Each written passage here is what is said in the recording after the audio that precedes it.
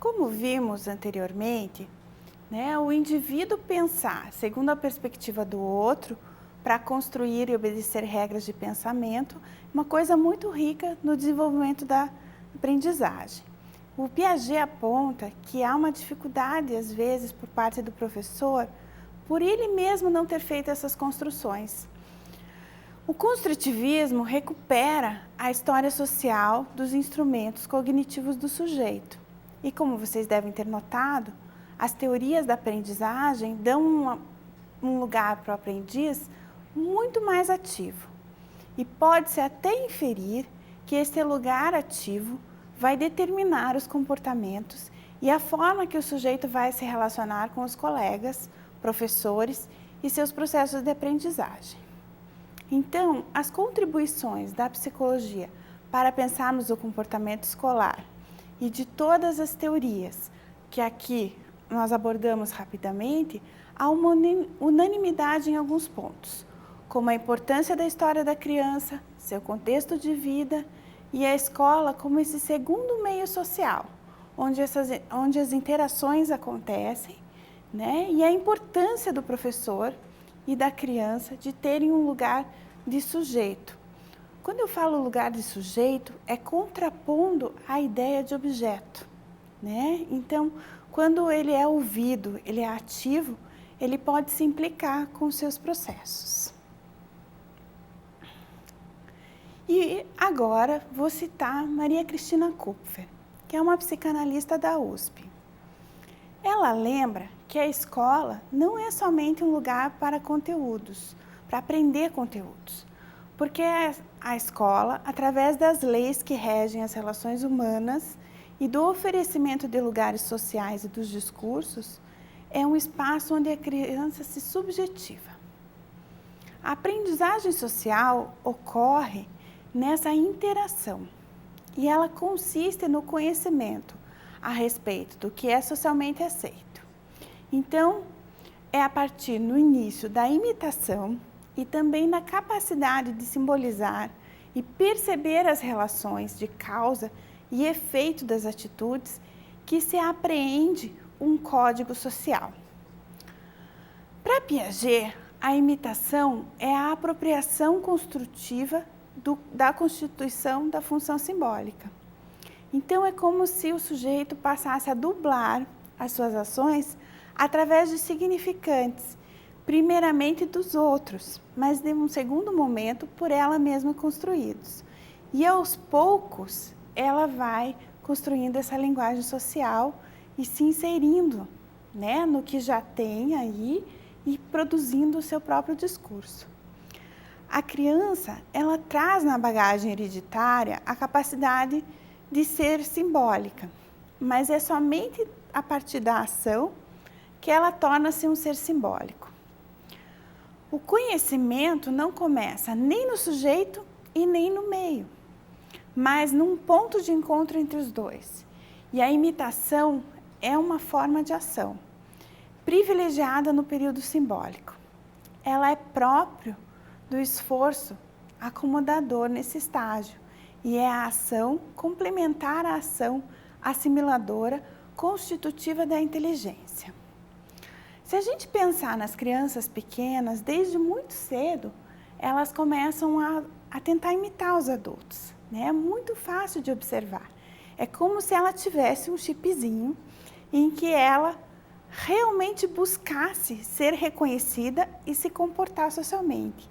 Aí é muito importante a função tanto dos pais quanto dos adultos, professores, enfim, todos os adultos que convivem com a criança, no sentido de acolher isso, né, e de ensiná-la, inclusive esse código social, de cumprimentar as pessoas, de responder, de nomear o que ela sente, né, porque isso é extremamente importante e saudável para a criança. A escola, como um meio social, propicia os processos de aprendizagem por observação, que são processo de atenção, a atenção é necessária para aprender, o processo de retenção, porque além de prestar atenção, é preciso lembrar do que foi visto, e o processo de reprodução motora, que depende da habilidade física e intelectual. Os processos motivacionais para aprender, é preciso estar motivado para aprender, né? Ter um desejo de se inserir naquele código que se apresenta. Bandura acredita que existem 3 sistemas que, em conjunto, determinam o comportamento das pessoas. O primeiro é o controle de estímulos. É aquela resposta reflexa a determinados estímulos. Por exemplo, um susto. O segundo é o controle de resultados, que são ações condicionadas. Elas são controladas por suas consequências. O terceiro é o controle simbólico. São ações influenciadas por processos internos. Um exemplo é um pensamento, né, que determina determinada ação. A ideia do construtivismo é de que, ao agir sobre a realidade, o sujeito vai se construindo. Propriedade esta, ao mesmo tempo em que se constrói sua própria mente, essa construção própria mostra que o saber não vem de fora. Ele é construído interiormente, exatamente nessa interação com o que é de fora. Juan Delval propõe que o ensino da escola deva se edificar sobre o conhecimento cotidiano. Que esse ensino deve propor um conhecimento mais atraente. E o que seria algo mais atraente? Para ele, é algo que esteja vinculado com a realidade, partindo das representações espontâneas dos sujeitos, conhecendo e agindo sobre elas. Então, a partir de problemas reais que se imponham, né, que afetem o sujeito, fazer a criança procurar e usar os seus conhecimentos anteriores.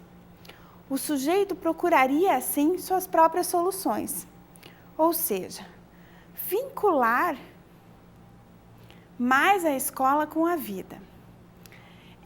Ele traz um exemplo bastante interessante no seu trabalho, que é o seguinte, de que muitas crianças que têm uma vivência enorme de experiência, que, por exemplo, são comerciantes de bala em sinaleiro, elas sabem fazer a conta dali na hora de interagir com quem está comprando as balas.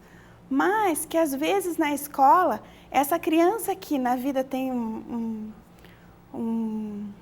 uma desenvoltura tão boa, não consegue aprender as contas matemáticas. E ele associa isso como uma inabilidade da escola de articular exatamente essas vivências da criança com a vida, né? A vida e os conteúdos escolares. A ciência atual e as necessidades sociais, na medida em que são necessidades para a criança, né, é um conteúdo importante, contribuindo para o desenvolvimento dela, produzindo atividades conectadas com o ambiente social e até incorporar atividades de utilidade social. O mesmo autor defende que os métodos devem ser a partir dos interesses das crianças e de problemas concretos, que devem facilitar a atividade da criança, ainda que o método pode até ter narrações, mas que ele tenha outros procedimentos, que ele não fique restrito a isso. E quanto aos conteúdos, ele sugere o universo, a natureza, as regras morais, a vida social, tecnologia, história e linguagem. As habilidades são consideradas como forma de adquirir esses conhecimentos.